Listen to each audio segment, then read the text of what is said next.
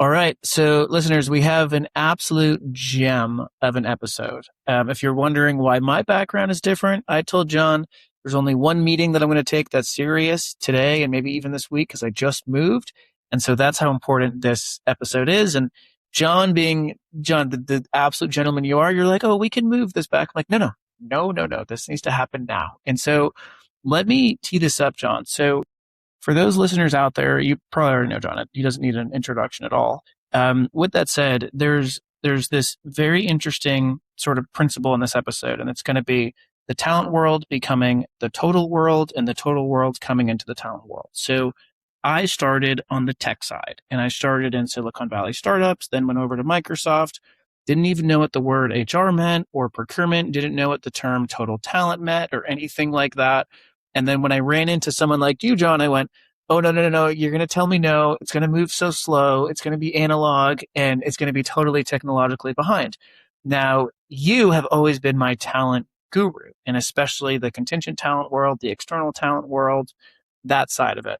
You are now branching into the total world. And notice I didn't say tech because this is touching absolutely everything. Whereas me, I started in the tech world and now I'm this talent nerd. So we have this beautiful convergence, right? Of like what's happening outside the talent world, what's happening inside the talent world, and both are combining in ways that are totally transforming business as a whole. So I think that is the bind that's going to hold this episode together. And for you listeners, John's also agreed to come on the community call this month. And so we get to have you twice, which is such an honor, John. So first off, thank you just for hopping on and being such a champion forever. But what do you think about this principle of these two worlds combining? I think, Matt, we're in this stage. Like, at the core for me, the way people connect with work has been flawed and broken for a long time. We can all explore a lot of different angles on what that is. But the tech today is enabling transformation in ways that I've never seen before. And that's the exciting part. That's the exciting opportunity. Are there risks in it? Yes, there are. But like, you can't hide from the opportunity that's in front. It's got to be managed. And that's where, I got this really unique opportunity to help a large organization who wanted to see things in a very different way. And that's why I'm excited to share this story. So give us the 30-year plus kind of life of John, and then the past 2 years, because I have a feeling you're going to tell me the past 2 years have been nothing like the past 30, and the past 3 months have been nothing like the past 2 years. Yeah, we're on a hockey stick ramp of change. So, historically, I came out of the temporary staffing industry. I spent 30 years with Kelly Services. I ran the Office of the Future of Work for the organization, got the opportunity to do all kinds of really interesting things with large enterprise companies. That was our target portfolio. A lot of it in the struggles of strategic workforce planning and really thinking through things broader. But I left Kelly almost 6 years ago now and have been operating fractionally since then. Just kind of got into helping companies and governments who wanted to rethink their entire approach to workforce. And part of this, you and I spent time with John Windsor and the Open Assembly team early on as they were going. That's where I got exposed to crowdsourcing. And it just told me I had a massive blind spot. I knew about full-time employees. I knew about outsourcing. I knew about temporary, but geez, I hadn't even thought of crowdsourcing. So I needed to kind of reset myself on, let's think about how work gets done. How, it's this client that I'm working with now. It's how capacity gets created for their organization to accomplish things. It's not about cost savings. It's about how we get stuff done as an organization and an entity. And that's what's changing. So yeah, AI has certainly changed everything. That's at the center of what I'm doing. But I help companies and governments who want to radically transform the way people connect with work. That's where my passion lies. And fortunately, I've had the opportunity to engage with some really fun organizations to do some pretty wild things over the last 6 years. So let's dive into this. What has changed and how AI has changed? Because I think what's funny is like in my circles, In 2016, we were dealing with neural networks, deep learning, machine learning, computer vision, right? And I was connecting with a colleague when I was early at Gigster, and it was funny. He goes, "You realize that we actually built Claude Code before Code came out," and it hit me. I was like, "Oh my God, you're freaking right. We did." And so we saw this pre LLM world as early as 2016, and it really wasn't that exciting. And I even remember like the devs, coming on the couch being like, "Look at this! I took this picture of a pony and I changed it from white to red." And I would be like, one, the pony looks like crap. I'd be like, doesn't even really look like a pony. Two, who cares that it went from white to red without you having to change it? And three, like who cares, right? And so I've seen that world of, okay, this is never going to change. Now, our life has fundamentally changed with LLMs, specifically Claude Code, and the fact that this can all talk to each other and work within each other. But there's still this, I would say, this crazy bifurcation of like, okay, AI has changed everything and AI has changed nothing. And yesterday, John, I was at the Xfinity store, and the guy, I just hear the corner of my ear, "Well, yeah, AI is a giant farce. It's really nothing." And in my head, I'm just like, "Oh, you poor soul. I wouldn't want to be you right now." But so, how have you seen everything change? What has changed? Yeah. It's interesting. You kind of took us back in time of some of the things. So I think of like Google People.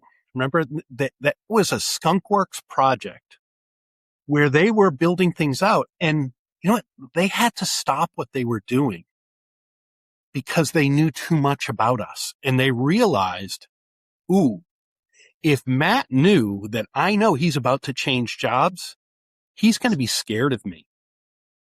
And so they had to shelve product that they could really help organizations understand based on our search history. It told them things. So like the data was getting there.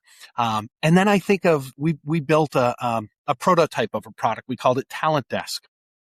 And think of doing those design thinking workshops. You've got your dev partner. So you're creating the product requirements, definitions. You're building an MVP. It's all videos to start of what you're trying to create, videos of screenshots, because it took a while to build things up.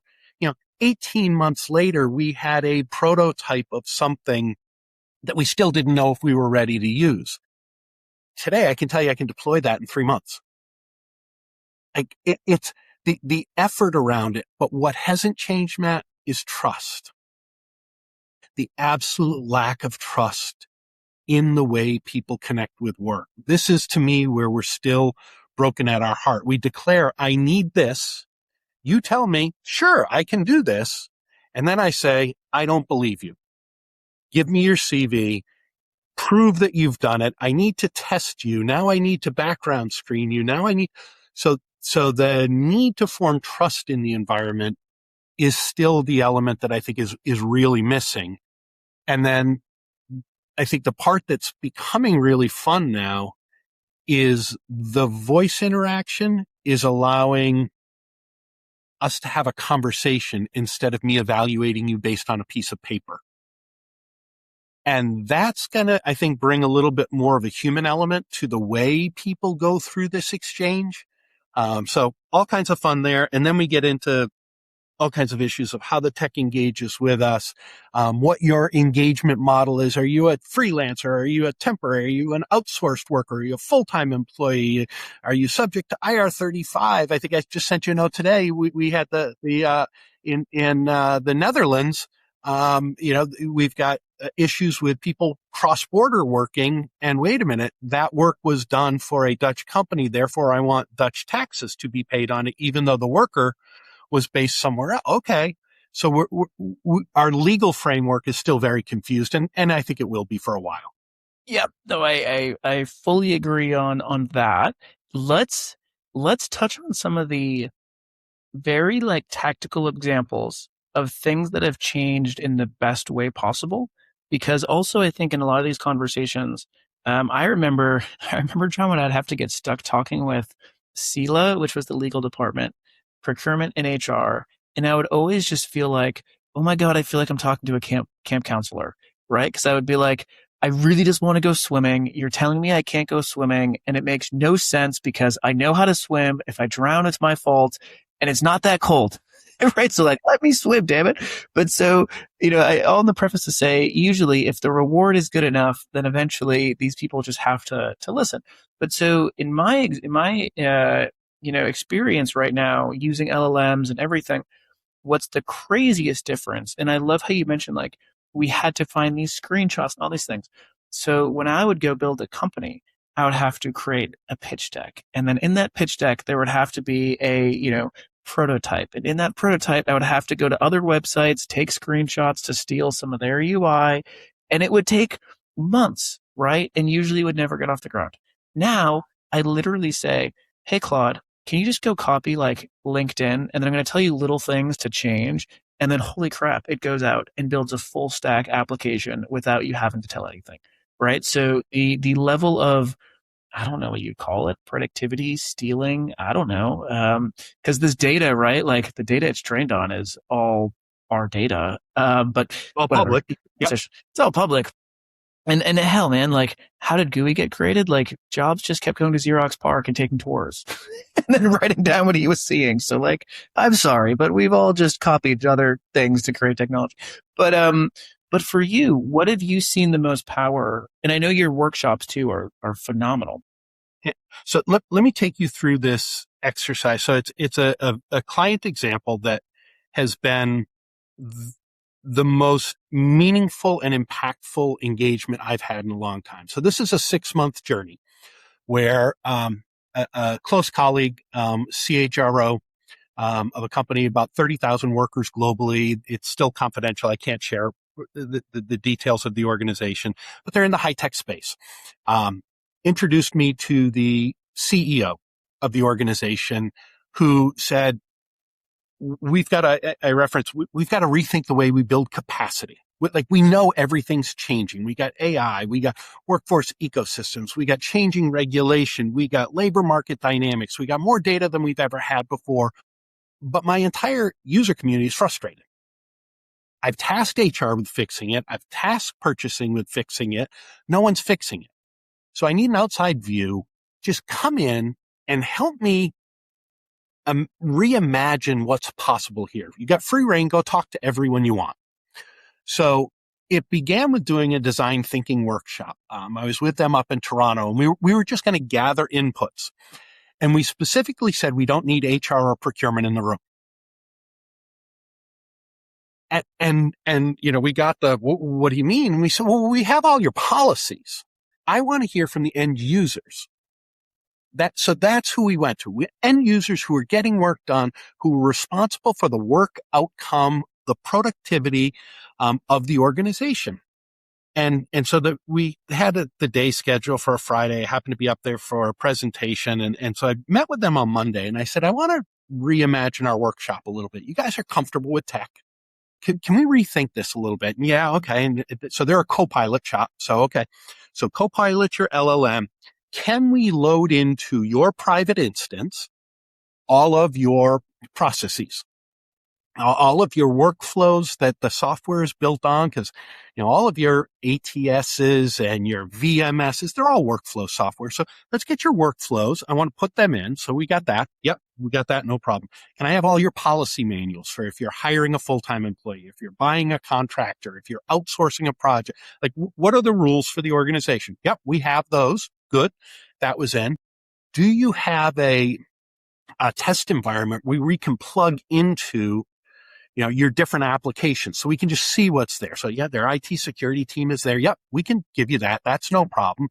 So we had that. We added in some other things, like they use Lightcast as a partner for labor market data and working through that. And so, okay, we had everything that we needed. And so when we got together on Friday, instead of that let's put an idea up, put a Post-it note, everyone go onto the wall, we just started talking. We started putting process flows up in front of everyone on a screen and saying what works and what doesn't, what's failing on it. And as everyone's giving their input, I'm just keying things in. And our ground rules as we went into this were, you can't change any technology out. Okay? I don't want to hear we need a new VMS. I don't want to hear we need to get rid of Workday. I don't want to hear that we need to get rid of our procurement. No, that's out of bounds. Two, we're not going to change any policies. They are what they are, and they're there for a reason right now. So what we're actually doing is creating a safe space. So we had that, and that's why we didn't need HR or procurement in the room. So that's good. The other, and we'll talk more about it, is the whole idea of the 2-click experience architecture that comes from Mercer. If you guys haven't seen it, Mercer has 3 different types of architecture that they look at. The solution architecture, which is kind of what core systems and vendors are you working with. The technical architecture, how the data flows between things. And then the experience architecture is what I experience when I do this. And the optimal example they have is Amazon. When you go to buy a book, it's 2 clicks. There are 70 different systems involved in making that 2-click experience happen, but that's all invisible to you. So we wanted to look at that. And then later on into it, we introduced the Josh Bersin HR 2030 model. And if you haven't seen that, there's some really neat elements of just exploring how, the average organization has 140 different systems in the way talent is engaged that are disconnected. Okay? So we knew all of that as a baseline. So now we're just going through and we're understanding where all of the inefficiencies are. And I'm keying all the fun stuff right into that LLM. And every once in a while, we just iterate and say, okay, let's turn this into a product requirement definition. And then Lovable was the vibe coding app. So same as Claude Code for those of you who don't, pick your poison here. But off we go. Boom, we spin something up. And now we've got a verbal interface. And what we ended up doing, Matt, is we created a whole series of agents that were either automating steps or bypassing steps that were inefficient. What they recognized as a group of users was there was known talent and unknown talent. When they began a project, they wanted to start with the known talent. The known talent could be their full-time employees. So they had in Workday, they have all of their internal FTEs, their profiles, and what their interests and their capabilities. So an internal talent community. They knew from their existing contractors that were in there and the free agents that were in there, they had profiles. So now we're mapping all of the skills against the roles. So we're extracting that. We're making sure that we've got those elements. So all this information is coming together and we're going through it. But if I can go to known talent first, I have trust there. When I go to unknown talent, it's a more laborious process, whether it's a full-time employee and I've got to go through specific things for budget approval and posting and whatnot and headcount okays, or if it's a new contractor that we've never worked with, the whole onboarding process is entirely different than if it's a known entity. And as we went through, 3 hours later, we had iterated enough that we now had this series of, we ended up with 3 that we selected of interfaces that would allow people to just kick off a project and get it done. And that just opened the door. We followed it up. We had another workshop in Singapore, another workshop in Durham, North Carolina, and getting through things and getting different iterations. The really fun part out of this and what was so meaningful is that it was a safe environment for the company. We're not changing anything. We just have an easier way to get things done. I give Steve Rader and NASA credit for the learnings of how they introduced crowdsourcing to their environment and what happened there. This created a place that everyone could go. So you can either go to the new thing, which is already approved. IT was going to go scale some of the software because what you do out of vibe coding, not necessarily scalable at an enterprise level. So, they needed to do things, but we knew all the points of connectivity that we needed. They had already been built. Now they were just tightening things up. That's all. And so you fast forward a total of 6 months of exploring. And now today they're able to kind of the deployment model was individual users inside the organization telling their peers, hey, here's a new way. When I have a project, this is how I get it done. And this is what it is. Or if you don't want to do that, keep using the old system. It's still there. Nothing has been turned off. The environment is there. And so now we get to start tracking the metrics out of it. Now we get to start looking at some data. We also got all of the points of frustration in the policies that we got to hand to HR and to procurement and to legal and contracting and risk mitigation and IT that said, these are things that are causing frustration for your community. Whether you take action on that or not is up to you. Now, CEO can monitor that with other people. What I'm caring about is, are we seeing engagement? Are we getting people faster? Do we have more people that we trust? How is that changing our relationship with the vendors that we work with? Because we want more information so that their people, their talent, who they're working to build relationships with, can be part of the trusted community versus the untrusted or unknown community, and working through that. So now we're just speeding things up all over the place. And kind of the real fun was the cat was out of the bag. If they didn't deploy this, the line managers that we worked with knew they could do it in Lovable on their own. Yep. So it was going to happen. And here's what numerous things. The first thing that sticks out to me is, oh my God, if they had gone with McKinsey or Deloitte Human Capital, or it probably would have been 15x more expensive and longer to then just get a playbook.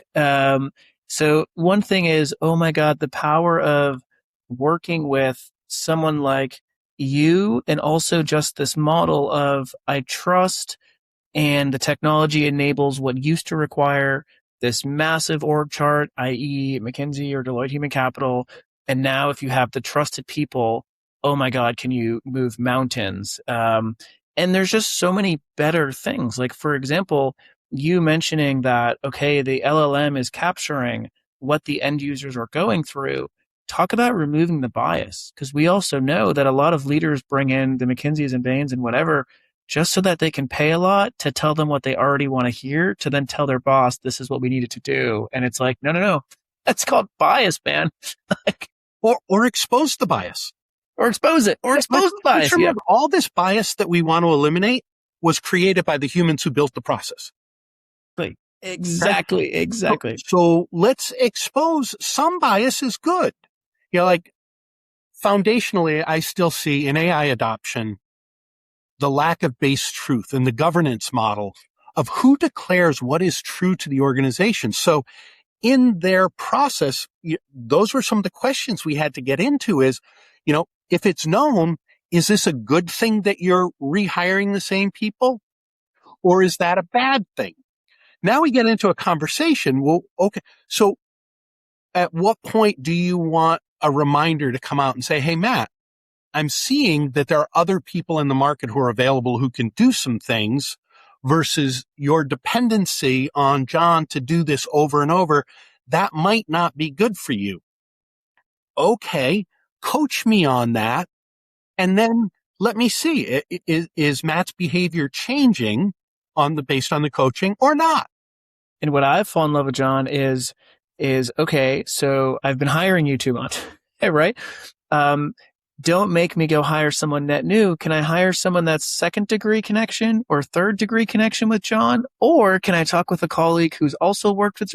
So just the ability for data and digital networks to finally enable either bias, non-bias, efficiency, it just cuts to the core of this.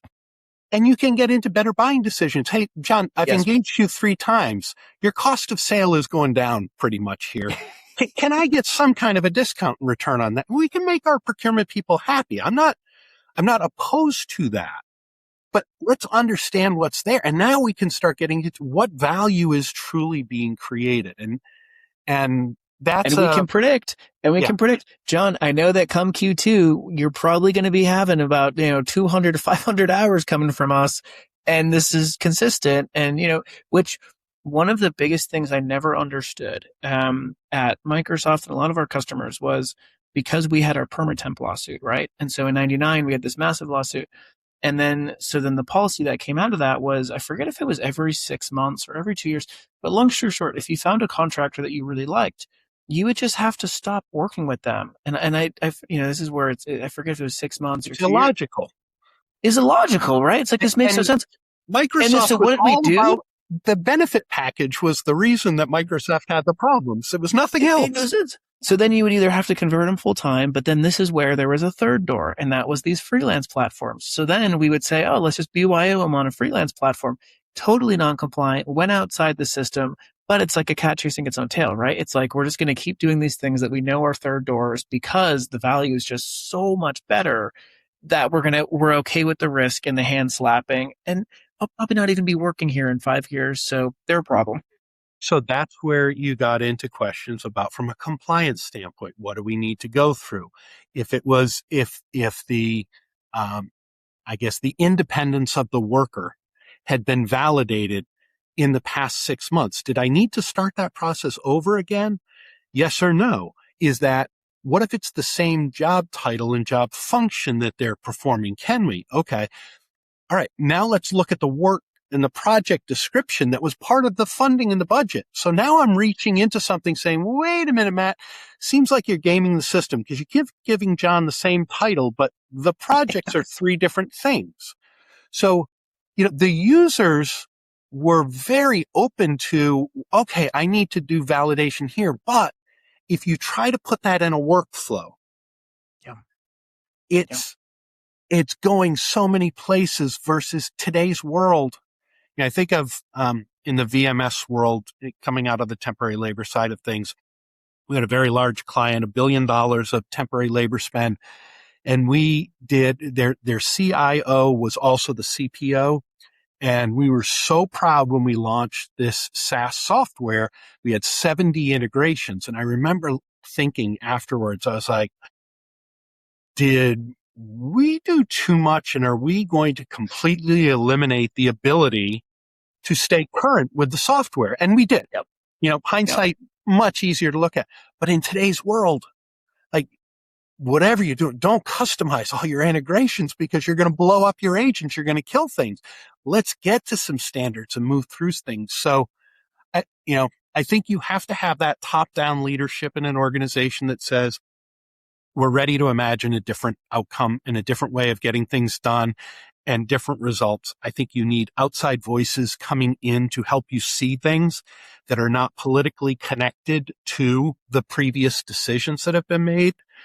But you also need bottom-up frustration, which is people quitting and saying, I will not join this company because of how difficult it is. I'm leaving this company because of how difficult it is. And you need to experience the pain of that. And now that you've done that, like, the rest of the world just opens up of really digging in and creating some new ways of getting things done in a far more efficient and far more productive manner. And if the user experience is good, well, then I follow it. Like, all this rogue spend that you talked about. Why? Oh, because this system doesn't work for me. I'm going around it. Well, give me a system that works for me and I won't go around it. Which I want to get into sort of what you've seen change to create some of these conditions. Because I do think it's funny how if you look at innovation, right? There's usually a technology that enabled a scenario, but then if you look in the back end, you see there's like 2 to 10 other things that also change that actually enable and catalyze that certain thing. And so one thing I want to bring up, which I think has always been true, is top performers will always do what incentivizes them to get paid more money. Now, in a top performer world, or I'd say in a typical corporate world, payment was literally kind of only tied by tenure, right? It was loyalty, it was tenure, and it was just kind of doing the right thing. Okay. That world's kind of out the door right now. And sales had always been a very highly, you have your base and you have your comp. From what we're seeing, and I'll, my example, I'm like 33, so a lot of my friends now are managerial and making decisions like this. It's not as simple as I got a job. It's now actually, okay, what's the comp structure and how do I put myself in a position of success? Now I look at myself, right? If I were to go apply for a job right now and this company said, you will not be able to hire, contractors and you will not be able to use Claude, I would just simply say, well, I'm not going to be successful then, right? It's as simple as that. I'm going to get stuck only getting paid my base, and then you're probably going to lay me off in 6 months because I can't prove how much I've actually, performed for you. So that's different, right? And AI has enabled me to do more stuff. With that said, contractors have enabled me to also expand my reach, and companies are now laying off left and right. And so I'm not an idiot. I know that if I don't perform, I'm going to be gone, and I have these tools at my disposal. What what things, John, do you think? Right, and that's the sad reality is like if you have me as a manager in your company, I'm looking to get paid as much as I possibly can. Everyone is, right? The difference is now I can control that because I do have AI and contractors in a way that I didn't before. And I know you're going to lay me off if I don't. So, in this engagement, the way I typically engage with people is on a retainer, for something, but that's like for access to me. Then when you have something that we're going to get done, eh, we want to define productivity. And if I can increase the value of your organization, that's what I want to be compensated on, not just that I'm there. So one of the elements of my compensation is the engagement of the agents that we have created out of this environment. Interesting. Tell me more. This is incredible. Yeah. And whether they are retained or terminated. We have some performance metrics on the agents. So there are agents, they can be retained, they can be improved, or they can be terminated. And we have metrics associated to each of them because I go back to base truth from a governance standpoint. We may have agents that end up doing bad things, just like we have people who do bad things. Yep. It's going to happen. No one's naive to that. So we have to have a process where we're monitoring the performance of the agents and looking at that. So this is one of the components, which now leaves me having responsibility for kind of the workforce strategy is to make sure that we have a governance model to look at these agents and do that. So that's my ongoing engagement model there. Oh, interesting. So if I can have a few agents that really perform well and drive certain success measures, I'm going to get paid very handsomely. If As you should. Yeah. if they're poor performing agents, I should get paid as well because we're not creating the productivity. So I think the other part, and this is, I'm back to trust. We had to trust each other when we came up with it. We didn't know what the economic model was going to be until we figured out how we were going to create success. And as we came up with that model to create success, we said, what's a fair way to measure it? And that's where, I think people need to be more open to exploring some different things. I think that's where smaller organizations give you more flexibility to say, okay, what is it? And I think for those freelancers who are out there, you got to be willing to put your money where your mouth is. If you've got an opinion that you can do something, one, you need to put a value on that, but then you need to own up to whether or not that's still a value today. Is it a value going into tomorrow? How do we continue that? What things happen? So, I think the number of digital twins that are being created, like if I create a digital twin for you and I give you access to that, like, does your customer base want that on an ongoing point? If you're in an oil and gas company and you're one of those petroleum engineers who's been around ready to retire and there just aren't enough of you to replace that role you're in, why are you not creating a digital twin that you can be compensated for, or your estate can be compensated for over time, as long as it's used? Once it's irrelevant, let it go. So I want to call this out. So I didn't expect to hit on this in this episode, but I mean, John, you just nailed the reason to start fractional and probably have 80% of work start in this manner because there's no better way to align incentives to mitigate the risk of a bad hire than literally just starting on an outcome basis or a retainer basis, but start in a way that you're not in a permanent situation that you have to have a severance discussion, right? So you just nailed on the head why, okay, to me, every single position, even things like your CFO, your CRO, your CMO, like even that should be trial basis, which, John, none of this is new, right? Like, have there ever been an executive that's not hired on a trial basis? Like, Well, how permanent are any jobs out there, Matt? Like, what's the average tenure now? We're at like 18 months. Yeah. The days of the gold watch don't exist in too many industries. There's still some that it does. And good for those people, good for if that's what fits you and where you're going to make your greatest impact for yourself personally and for the organization you're a part of, all for it. But many roles that were that way aren't anymore. Yeah. And The gold watch is still here. It's just it belongs to you as the individual, not as your employer. Right? It's just shifted. The burden of, to your point, the burden of trust. It used to be, hey John, you want to come work at my company? Where'd you come from? Oh, okay. Did you go to just tell me Cornell? I need to get myself a gold watch? I know you don't, because I know you and I are very aligned in our lifestyle. Yeah. I know for certain. Surf watch, that's all I need. I got this, and you got. Listen, if anyone wants to see, you and I, John, are what they call salt of the earth, right? I know you're not driving a Porsche or however you pronounce it, but the gold watch has shifted to the individual. So you, as the individual, are accountable to your outcomes now and to who you've worked with and the impact that you've made. It used to be you would hide under the brand, right? You would hide under the fact that, oh, I came from Microsoft. Oh, I went to X number of school. And that worked at that time because it was just really hard to validate trust. Like the only way to validate it was to have a paper resume, to do a bunch of interview loops, and to hopefully call 2 to 5 people that wouldn't lie to you.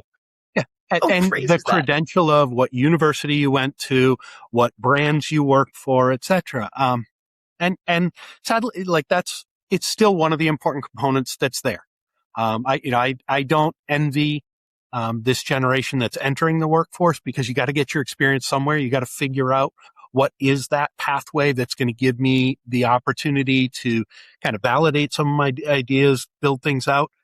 Same time, the barriers to entering are like so much less than they ever have been of, hey, if you're not finding your pathway into a corporate life, then go grab something else and get it done. But then engage into the world and see what else is out there. That my only fear is the people who become insular and only see the world.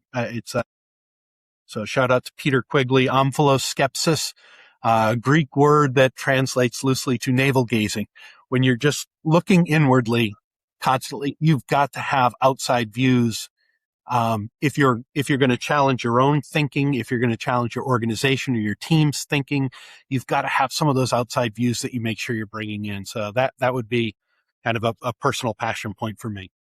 John, if you had to summarize, because I'll tell you mine, what I think after this, but if you had to summarize this episode, as well as what you wake up thinking about today, as well as what you think you are going to wake up and think about a year from now, how would you answer those 3 questions? How would you summarize this episode? What do you wake up thinking about today? And what do you think you'll wake up thinking about a year from now? You may have to, so as I get older, you may have to do the questions one at a time for me, but how would I summarize? I would tell you, Matt, organizations recognize the chaos that's happening in the way they get work done. Some of them are ready to reimagine a new possibility. Those are the organizations that I think more people want to engage with, because they're open to something different. They're open to your creativity, your new way of thinking, what can be done, what are possibilities versus what are constraints. And I think that's a massive market opportunity right now for people. And it's no longer just your imagination. It's real. It's happening in today's world. So that's, I think the big piece. What am I waking up getting excited about? I think was the second one. Yeah, I mean, this is where you are a eternal optimist, John. I think I said, what are you thinking about? But this is why you're such a good guy. Is I'm thinking, what am I excited about? How do I make a better experience for everyone that's there? I love. We talked about the 2-click piece from Amazon, and a week later I see on Human Cloud your 2-click section. So like Right. you're doing, Right. so, I think about who I want to spend my time with. That's very important to me. I want to spend time. I have 3 grandchildren. They're number one on my list, period, for who I'm going to spend time with. But professionally, I want to spend time with people. Doesn't matter what age. It doesn't matter where you fit in an organization or the size of the organization, but people who believe that there are better ways to get things done, to accomplish work for an organization, and to engage humans as part of that work. We've got to do that more effectively. So when I see people who share a passion, that's who I'm going to spend my time with. So, you know what? I recommend to everyone listening, take this episode, stick it into your LLM of choice, and then say, what should I do now? Because I think that's the other crazy part, John, is you nailed it on the head, right? You tell me about 2Click, and I'm like, my God, how do I go? And literally a demo. Here's what's nuts. If I play it all the way back. So in 2012, my eyes popped to when I entered the working world. I had to do it at first in a part-time capacity because I had a college scholarship for baseball and I couldn't work full time. So my kind of like, oh, okay, the way the world works, and this is like I literally need money. So I was like, okay, I'm going to go business to business. I'm going to ask how I can help. So I went business to business in a small town, went to manufacturing firms and others and just said, how can I help? And to me, like that made sense because, 80% of people said, well, you can't. And then 20% of people said, well, that's interesting. How do you think you can help? And then go do it and prove it and come back. And if you do, then we'll pay you again and again and again. Right. So to me, that's how whatever the world of talent, I just thought it worked. Now my eyes were totally shook when I started at a Big Four consultancy and went, wait, this is not like this ultimate meritocratic world where like if I do good things happen. If I don't, like it just didn't make sense. So I've been chasing since 2012, how do we open source merit? And to me, the freelance and the crowdsourcing and this flexible talent world just is a better way to open source merit. At the end of the day, that's how the way I've thought about it. Now, I'm always, how do you say it, challenged in that like the current way it works sucks and it's so slow and it's so analog and it's so camp counselor-esque, right? Of no, you can't do that. Well, why? Well, because that's just not the rules. All right, well, those rules are stupid. Why do we do it that way? But when you, my friend, told me 2 clicks to talent, it brought me back to 2012 of like, you know what? You're right. It should be 2 clicks to talent and not one because you still have to click approve, but it should be 2, right? And so we took it and we said, you know what? We're going to actually make this possible. And we literally worked within Claude. It took us 48 hours and we figured out exactly how our workflows can be 2 clicks to talent. We figured out how to configure EORs and relevant talent platforms. So that is the power, John, of you telling me, hey, I think, this is possible. And me going, you know what? Bet we're going to make this happen. So you're right, man. It But wasn't even a you're week. doing that's the community that you bring together. It's these sense-making organizations where people come together and have conversations, not to sell their wares, but to just explore what's going on. And when you have those conversations, you know what? Sometimes something's going to click to you and you're going to take action. The next time it may not click. And the next time it's someone else who brings something. And that's the power of the outside ideas of being willing to hear from others what they're experiencing. I mean, that's, if you take the simplest aspect of an LLM, it's like, whoa, those were good ideas. Like I have all these interns available to help me and go through things. Now I'm not going to let the LLM write my board deck without editing it, without reviewing it. Wouldn't let the intern do it either. Yeah, I might have it start, which to me, the bow I want to put on this conversation is you started by talking about trust. Mhm. And you teased that the 2 clicks to talent, you told me about it and next week it was on Human Cloud and it was 48 hours. So you told me about it. Now here's where I want to put it all together. If we hadn't spent the years getting to know you for you to trust us and vice versa, if we also hadn't spent the 6 years of Human Cloud working with the talent platforms and the EORs in a way that we can embed them, then the 2 click to talent wouldn't even be possible with Human Cloud because we would have to be doing all these things that we've been doing for 10 plus years. So it does require, you still have to trust build, right? Like we're not getting rid of the relationships and the trust. We're just making it more possible for everyone rather than just the people in the seat. And if you go back to the example I gave of this client, known versus unknown, known is an element of trust. And if I have that, I can act in 2 clicks. If I don't have that, I can't. Well, you've got to make an effort to build that trust, whether, and that's not just your internal staff. We've all said there how much turnover is there. So I better be networking in the community that I'm a part of, or encouraging my teams to network in the communities where we're going to have need. I need to build those communities that are coming in. I need to work with my external partners to build a bond of trust.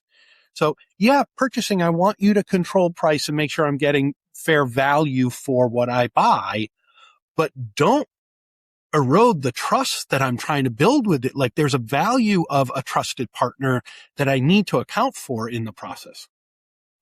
Yep.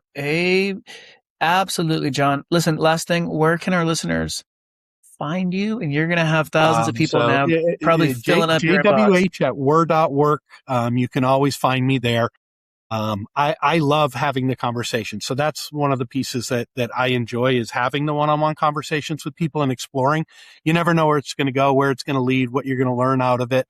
I think that's a huge missing element in the way work gets done today. I think people are afraid of those conversations, or they're botting them or doing whatever. So one, don't hesitate to reach out to me via email, via LinkedIn. I'm happy to have conversations and explore. Don't want to get spammed by all the people who are trying to do lead gen out there. We've got that. I think we've all gotten bombarded there, but bring value to a conversation, and I will always engage. I love it.